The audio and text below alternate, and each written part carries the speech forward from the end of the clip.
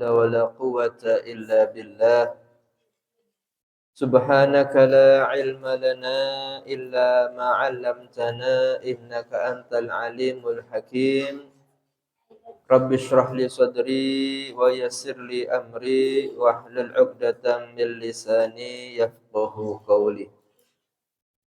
Amma ba'd, melanjutkan kajian kitab Sulamut Taufiq karya Al-Habib Abdullah bin Husain bin Tahir, masih menerangkan tentang makna asyhadu anna Muhammadan Rasulullah. Sesungguhnya kita bersaksi Nabi Muhammad adalah utusan Allah. Termasuk bersaksi bahwa Nabi Muhammad utusan Allah adalah kita membenarkan, mempercayai dan beriman dengan segala yang dikabarkan oleh Nabi Muhammad sallallahu alaihi wasallam. Qala al-musannif rahimahullahu taala wa nafa'ana bihi wa bi'ulumihi fid dharain amin. Wa annahu sallallahu alaihi wasallam shadiqun fi jami'i ma akhbara bihi. Dan sesungguhnya Nabi Muhammad sallallahu alaihi wasallam itu benar dalam segala yang beliau telah mengkabarkannya. Apa saja yang telah dikabarkan oleh Rasulullah sallallahu alaihi wasallam, famin dzalika adzabul qabri. Di antara yang dikabarkan oleh Rasulullah sallallahu alaihi wasallam adalah tentang perkara gaib, yaitu menjadi salah satu rukun iman percaya adanya hari akhir. Salah satunya adalah tentang azab kubur wa na'imuhu, dan juga adanya nikmat kubur. Wa su'alul malakaini munkarin wa nakirin, serta pertanyaan dua malaikat mungkar dan nakir. Wal ba'su, kemudian juga yang dikabarkan oleh Nabi Muhammad tentang adanya hari kebangkitan. Wal hasyru, dan hari berkumpul setelah terjadinya kiamat. Wal qiyamatu, dan tentang adanya hari kiamat. Wal hisabu, dan juga adanya penghisapan segala perbuatan makhluk selama hidup di atas dunia. Wassawabu wal iqabu, wassawabu, dan adanya pahala tentang kebaikan yang sudah dilakukan. Wal azabu, dan juga adanya siksa dari dosa-dosa yang telah dikerjakan. Wal mizanu, dan adanya timbangan amal kebaikan. Wan naru, dan adanya neraka. Wassiratu, dan adanya jembatan yang membentang di antara jurang-jurang neraka yang menghubungkan antara padang mahsyar dengan pintu surga. Wal haudhu, dan telaga yang dimiliki oleh setiap nabi yang akan memberikan minum kepada umatnya sebelum masuk ke surga setelah selamat dari prosesi hari kiamat. Wasyafa'atu, dan juga adanya syafaat, pertolongan dari khususnya Nabi Muhammad sallallahu alaihi wasallam kepada umat. Wal jannatu, dan tentang adanya surga. Wal khuludu, dan kekal selamanya ada di dalam surga. War ru'yatu lillahi ta'ala fil jannah, serta bisa melihat kepada Allah subhanahu wa ta'ala ada di dalam surga. Semua yang dikabarkan oleh Nabi Muhammad sallallahu alaihi wasallam ini adalah sudah dijumpai dan dilihat oleh Nabi Muhammad sallallahu alaihi wasallam ketika beliau melakukan perjalanan Isra dan Mi'raj. Sehingga tidak ada celah bagi umat untuk tidak percaya kepada yang sudah dikabarkan oleh Nabi Muhammad sallallahu alaihi wasallam. Dan apa yang sudah disebutkan ini sudah ada. Surga itu sekarang sudah ada, neraka itu sekarang sudah ada. Karena sudah pernah dilihat oleh Nabi Muhammad SAW, bahkan pernah dimasuki oleh Nabi Muhammad SAW. Sesuatu yang tidak ada tentunya tidak akan bisa dilihat dan tidak bisa dimasuki oleh Nabi Muhammad SAW. Sehingga dikatakan orang yang tidak percaya adanya hari akhir, orang yang tidak percaya dengan adanya hal-hal tersebut dikatakan kafir. Faman ankara syai'an min dzalik wa kana ma'luman min ad-din bid-darurah kafara.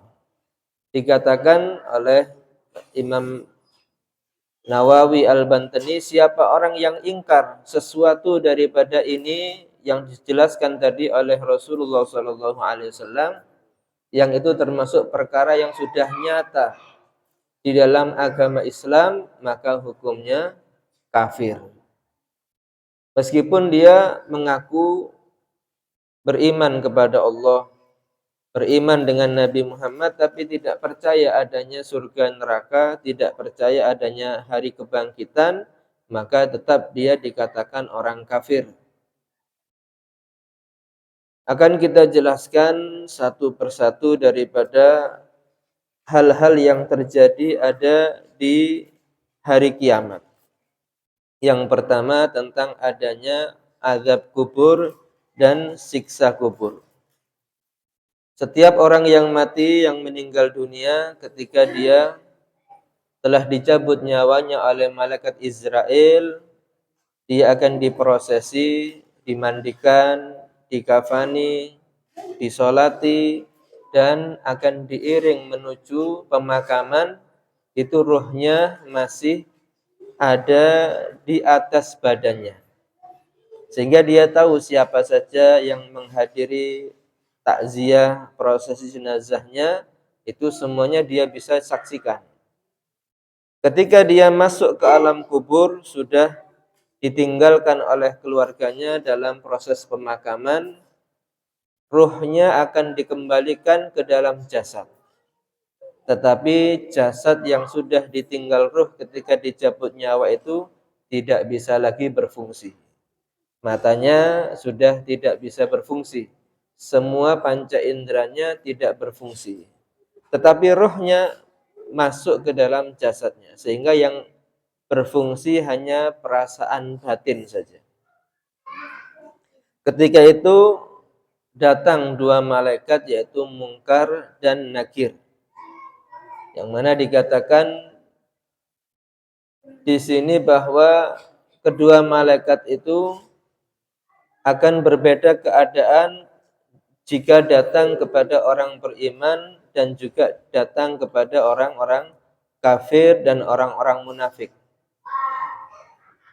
Jika dia datang kepada orang yang beriman, kedua malaikat ini berlemah lembut.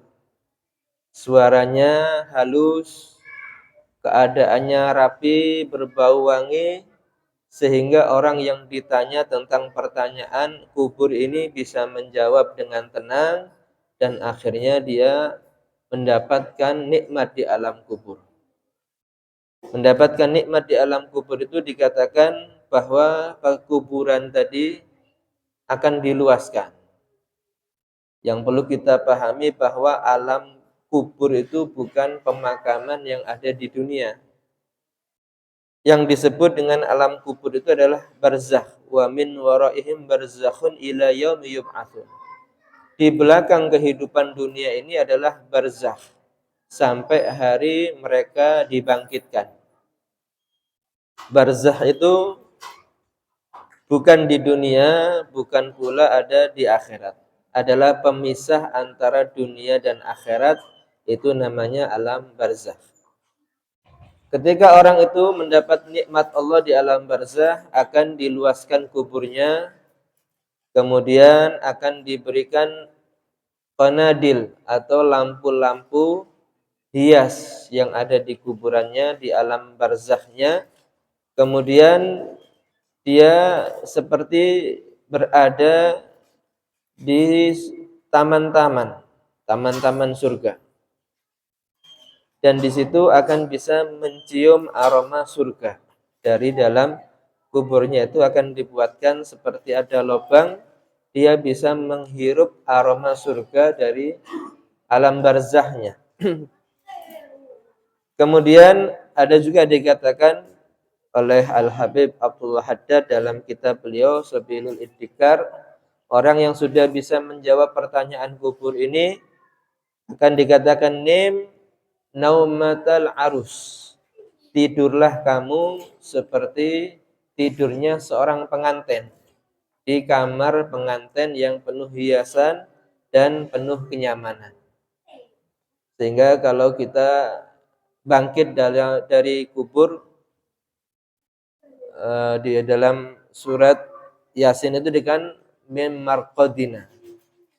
Siapa yang sudah membangkitkan, membangunkan kita ini dari tempat tidur kita, yaitu alam barzakh yang sudah di model atau dibuat keadaannya seperti kamar-kamar pengantin. Dia akan bangkit dari alam kubur nanti di padang mahsyar seperti orang yang dibangunkan dari tidur. Tapi bagi orang yang kafir, yang munafik, malaikat mungkar nakir ini akan datang dalam bentuk yang menyeramkan. Wajahnya berwarna abu-abu kehitaman. Bentuknya besar, matanya merah, suaranya seperti petir yang menyambar.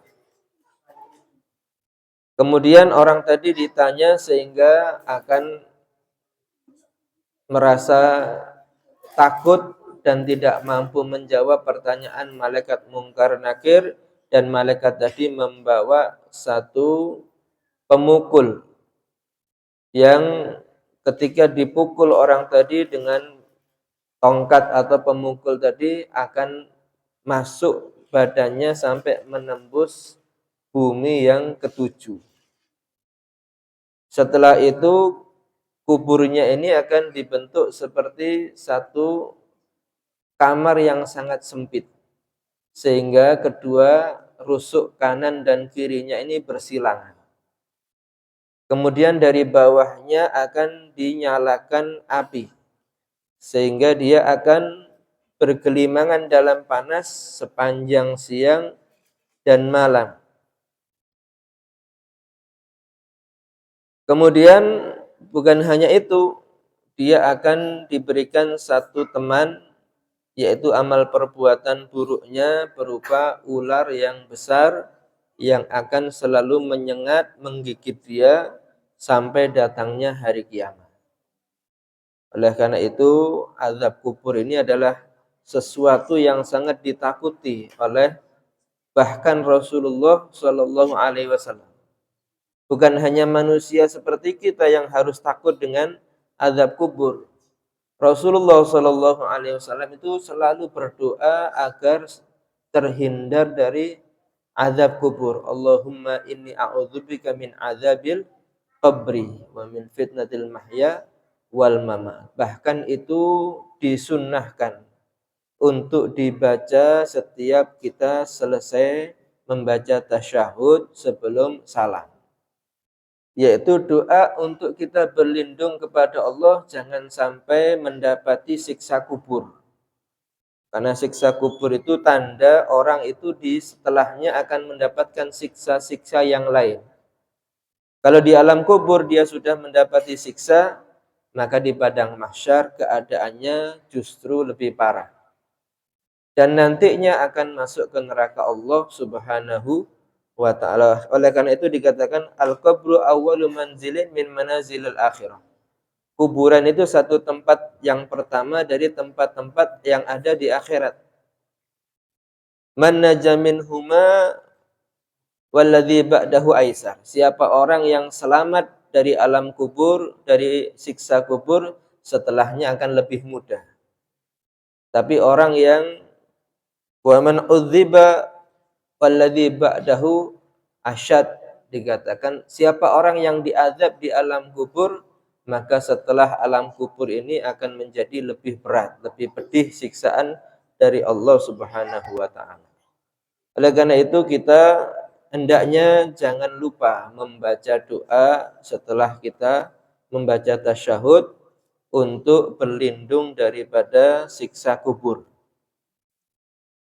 Dan dikatakan dalam hadis Rasulullah Shallallahu Alaihi Wasallam, kebanyakan siksa kubur itu disebabkan dari dua hal.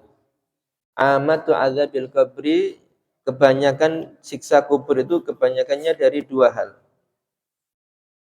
Yaitu yang pertama karena tidak menjaga dari buang air kecil, tidak melakukan menuntaskan sisa kencing dari buang air kecil.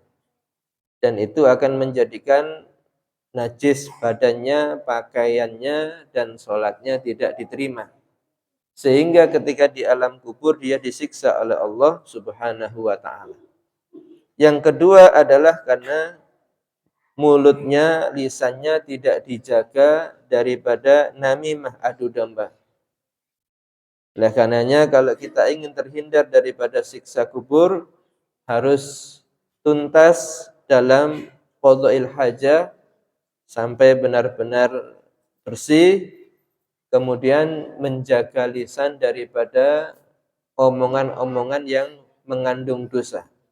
Dari ghibah, dari namimah, menggunjing keburukan orang, dan mengadu domba. Kemudian juga Rasulullah SAW itu menganjurkan kepada orang yang masih hidup untuk mendoakan mayat yang sudah meninggal dunia. Mereka di alam kubur ini keadaannya kita tidak tahu apakah mendapatkan nikmat atau mendapatkan siksa.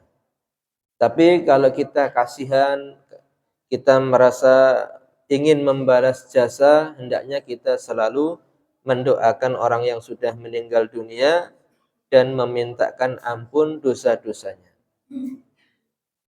Dicontohkan satu hari Rasulullah SAW berjalan bersama sahabatnya melewati dua kuburan. Maka Rasulullah berhenti kemudian mengambil pelepah kurma atau daun-daun kurma yang masih hijau, kemudian dibagi dua, yang satu diletakkan di kuburan A misalnya, yang satu diletakkan di kuburan yang satunya. Sambil beliau berkata kepada sahabat ini, ketahuilah bahwa dua penghuni kubur ini saat ini sedang disiksa oleh Allah Subhanahu wa taala, bukan karena dosa besar, tapi karena yang satu ini la yastabri'u minal baul, tidak sempurna dalam menuntaskan kencing ketika dia qadha'il hajah. Yang kedua, annahu yamshi bin namimah, dia itu sedang mengadu domba. Kemana-mana selalu mengadu domba, sehingga kedua orang tadi disiksa di alam kuburnya. Dan aku memberikan dua pelepah kurma ini dengan harapan selama kedua pelepah kurma ini masih hijau, masih basah, akan meringankan siksaan dari kedua penghuni kubur ini. Oleh karena itu penting bagi kita yang sudah punya keluarga di alam kubur, jangan sampai kita melalaikan mereka. Dan terutama doa-doa yang dipanjatkan kepada orang yang meninggal dunia ataupun sedekah atau yang lain, itu akan menjadi hadiah bagi orang yang sudah di alam kubur. Dan hadiah tadi dibawa oleh malaikat disampaikan kepada yang dituju di alam kubur dalam sebuah wadah nampan yang ditutup dengan kain sutra hijau dari surga. Dan itu akan membahagiakan bagi orang-orang yang sudah ada di alam kubur. Kemudian setelah dari alam kubur dan pertanyaannya akan ada keadaan hari kebangkitan. Tapi sebelum itu akan terjadi kiamat. Nah, kita tidak tahu kapan terjadinya kiamat. Dan tidak ada satupun yang tahu kapan terjadinya kiamat kecuali hanya Allah Subhanahu wa Ta'ala. Dikatakan dalam Al-Quran, yas'alunaka 'anis sa'ati ayyana mursaha. Mereka bertanya, para orang-orang Quraisy bertanya tentang terjadinya kiamat. Kapan itu terjadinya? Maka Rasulullah menyatakan itu adalah perkara Allah. Tidak ada satu makhluk pun yang mengetahuinya. Tapi Rasulullah memberikan tanda-tanda tentang kapan akan terjadi kiamat. Ada tanda-tanda kecil dan ada tanda-tanda yang besar. Tanda-tanda kecil sudah banyak terjadi. Tanda besar akan terjadinya kiamat itu adalah munculnya Dajjal. Diiringi dengan turunnya Nabi Isa yang nanti membunuh Dajjal dan juga akan dibaiatnya Imam Mahdi. Setelah itu kematian Dajjal ini di bumi ini akan terjadi satu kesejahteraan yang luar biasa. Selama 7 tahun tidak ada orang kafir, semuanya beribadah kepada Allah, hasil buminya melimpah, keadaannya sejahtera. Setelah itu akan ada angin yang berhembus dari arah Syam yang ketika dihirup orang-orang yang beriman itu akan menjadi langsung meninggal dunia. Sehingga saat itu di bumi ini yang tersisa hanya orang-orang yang kafir yang tidak beriman kepada Allah Subhanahu wa Ta'ala. Kemudian akan muncul matahari dari arah barat. Terbitnya matahari dari barat diiringi dengan adanya dabbah, yaitu hewan yang keluar dari bumi yang mengabarkan tentang akan terjadinya kiamat. Dan itu tanda munculnya matahari dari arah barat ini bahwa pintu taubat sudah ditutup oleh Allah Subhanahu wa Ta'ala. Setelah itu mereka akan kembali meskipun ada peringatan tetap kafir tapi dengan keadaan yang sangat sejahtera. Hidup mereka menjadi orang-orang yang kaya dan euforia kesenangannya luar biasa. Tidak ada di bumi ini orang satupun yang mengucapkan kata Allah, Allah. Tidak ada yang mengenal Allah. Nah, setelah seperti itu keadaannya, maka terjadilah kiamat yang datang secara tiba-tiba dan itu terjadinya ada di hari Jum'ah sebagaimana keterangan yang ada dalam hadis Rasulullah sallallahu alaihi wasallam. Setelah terjadinya kiamat itu keadaan yang tidak bisa digambarkan. Dikatakan dalam Al-Qur'an Al-Qari'ah mal-Qari'ah wa ma adraka mal-Qari'ah. Yauma yakun nasu kal farashil mabthus wa takunul jibalu kal ihnil manfus. Manusia itu beterbangan seperti laron-laron yang baru keluar dari tanah. Karena gempa yang begitu dahsyat dan juga macam-macam bencana alam itu manusia ini bukan terhempas 1 meter 2 meter tapi beterbangan seperti laron-laron. Kemudian gunung-gunung ini seperti kapas-kapas yang ditaburkan. Jadi bukan hanya rubuh tapi gunung ini akan lepas dari tonggaknya dan akan beterbangan seperti itu. Itu keadaan yang tidak bisa dibayangkan oleh manusia. Oleh karena itu kita juga berlindung jangan sampai mendapati keadaan hari kiamat. Setelah hari kiamat akan ada masa kekosongan selama beberapa waktu, kemudian waktu hari kiamat itu adalah dimulai dengan ditiupnya trompet malaikat Israfil. Wa nufikha fis-sur. Malaikat itu akan meniup asur, trompet yang sangat besar, sehingga seluruh yang ditiupkan alam ini akan bertabrakan, akan semuanya hancur. Nah, ketika setelah hari kehancuran akan ada hari kebangkitan. Sebelum dibangkitkan manusia dari alam kubur akan turun hujan. Nah, setelah hari kiamat terjadi, bumi ini akan merata.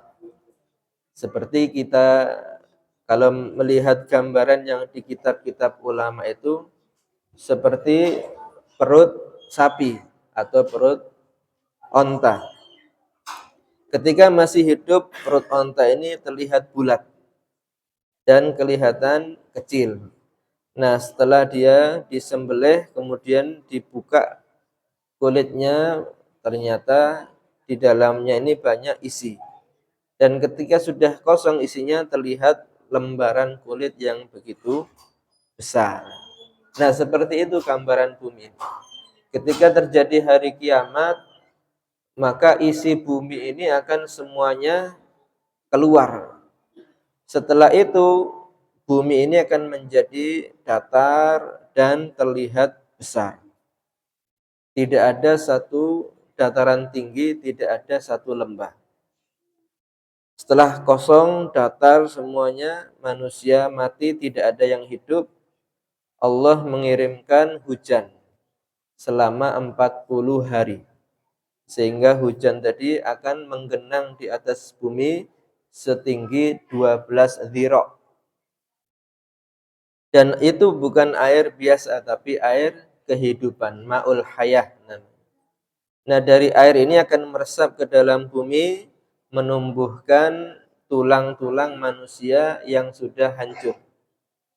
Karena dikatakan ketika manusia itu mati, orang-orang yang biasa seperti umumnya, itu semua badannya hancur, kecuali yang tertinggal namanya ajbud dzanab. Tulang yang terkecil yang ada di ujung tulang belakang, itu namanya ajbud dzanab.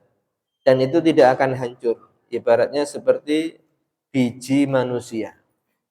Nah, ketika terkena air hujan yang terjadi di hari kiamat itu, dari ujung tulang ekor ini akan tumbuh lagi tulang-tulang, kemudian akan dibalut dengan daging dan ditutup dengan kulit, tapi belum hidup.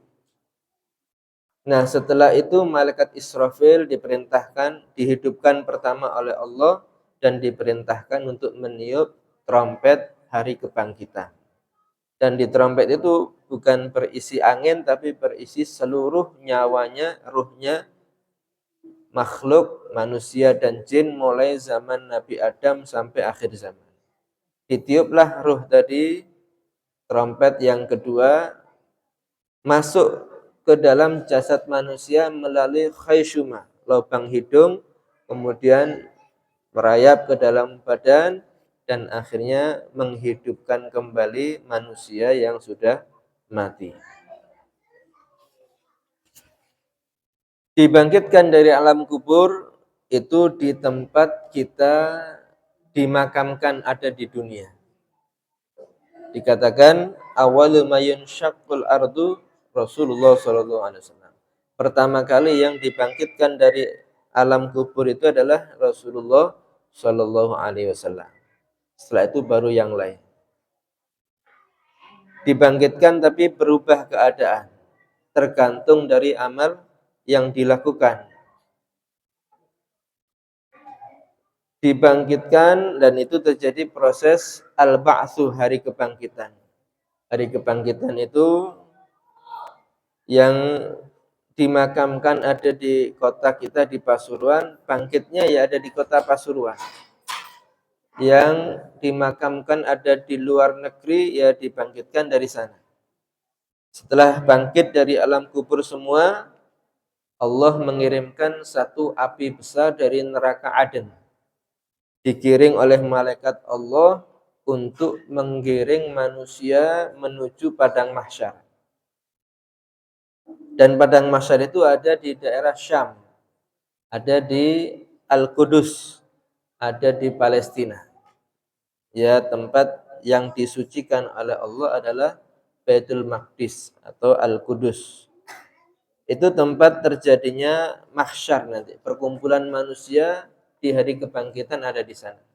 Jadi yang dibangkitkan ada di Indonesia ini akan digiring oleh api besar tadi dan diiringi malaikat menuju tempat mahsyar, yaitu di Kudus, ada di daerah Syam. Tidak ada manusia yang bisa melewati hari kebangkitan. Semuanya akan digiring oleh malaikat dan api tadi.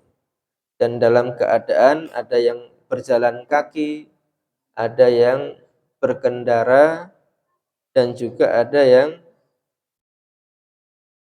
sambil dia itu terbalik badannya, kepalanya di bawah, kakinya di atas. Jadi dalam keadaan yang sangat berat. Dan setiap orang akan diwujudkan amalnya. Dan dua malaikat yang menjaga dia, yaitu malaikat Raqib dan Atid akan ada di kanan kirinya. Dan amalnya itu akan diwujudkan seperti bentuk dirinya. Kalau yang diwujudkan itu banyak dikatakan di sini amalnya ada yang seperti membawa orang yang biasa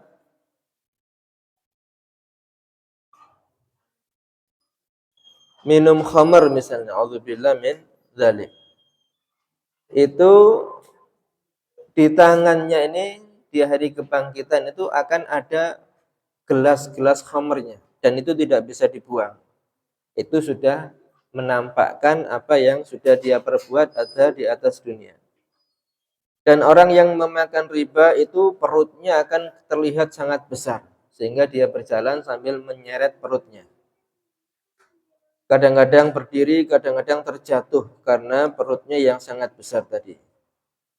Orang yang na'udzubillah berzina itu Allah akan tampakkan kemaluannya ini besar sekali. Sehingga menjadi satu aib yang disaksikan seluruh manusia di zaman di waktu itu.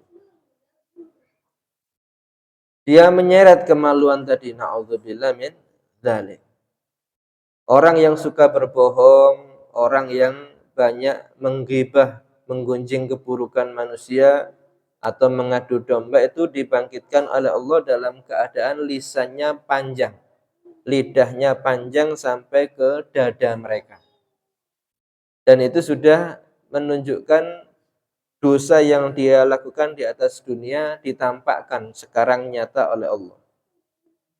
Orang yang tidak mengeluarkan zakat, baik zakat harta ataupun zakat pertanian, Allah itu akan menjadikan harta-hartanya tadi, misalnya zakat pertanian ya berasnya, zakat ternak ya kambingnya, itu akan dikalungkan oleh Allah di lehernya.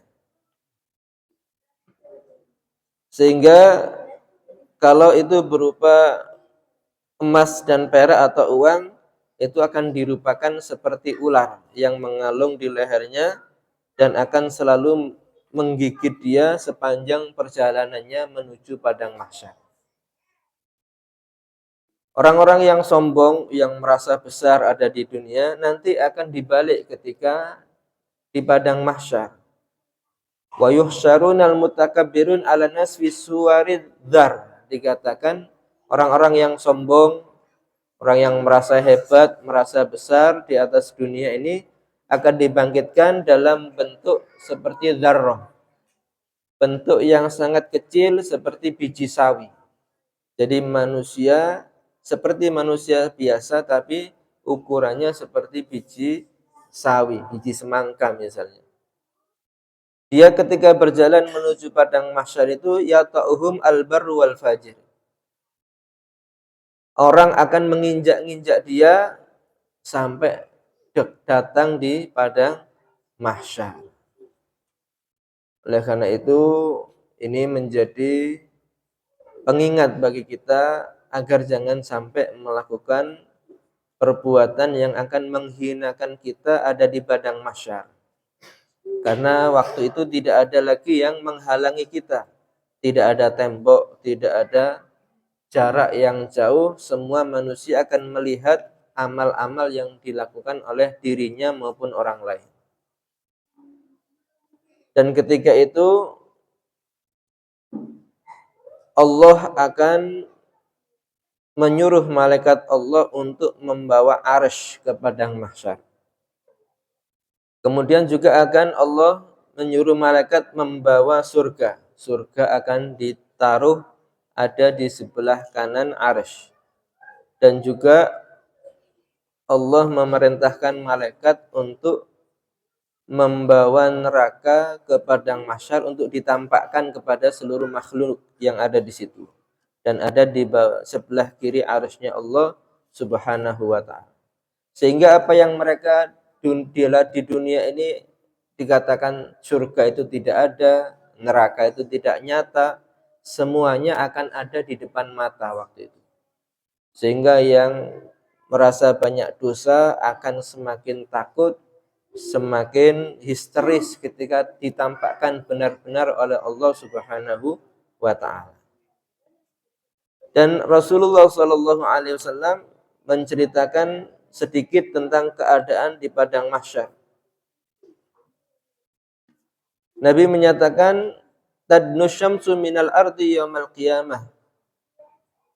Matahari itu akan mendekat nanti di hari kiamat di padang mahsyar. Jaraknya hanya 1 mil dari kepala manusia waktu itu. Faya'rikun nas, manusia akan mengeluarkan keringat yang luar biasa. Faminan nas man yablughu araquhu ka'baihi. Ada di antara manusia yang keringatnya ini sampai ke kedua mata kakinya. Wa minhum man yablughu nisfa saqaihi. Ada yang sampai keringatnya ke tengah-tengah betisnya. Wa minhum man yablughu rukbataihi. Ada di antara manusia yang keringatnya sampai kedua lututnya. Wa minhum man yablughu fakhidaihi. Ada manusia yang keringatnya sendiri sampai kepada kedua betisnya, kedua pahanya. Wa minhum man yablughu khasiratahu. Ada orang yang keringatnya sampai ke pinggangnya. Wa minhum man yablughu fahu. Ada orang yang keringatnya ini sampai ke batas bibirnya. Wa asyara biyadihi. Rasulullah sampai mengisyaratkan dengan tangan yang mulia. Fa'al jamuha fahu. Rasulullah mengisyaratkan dengan memberi batas sampai ke lisan beliau. Ini menunjukkan apa yang dikatakan Rasulullah itu nyata, bukan fiksi. Wa minhum man yughaddihi araquhu. Ada orang yang sampai tenggelam dengan keringatnya sendiri.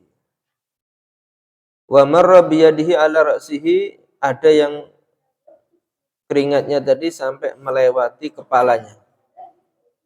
Rasulullah menggambarkan sampai dengan melewati kepala Rasulullah Shallallahu alaihi wasallam.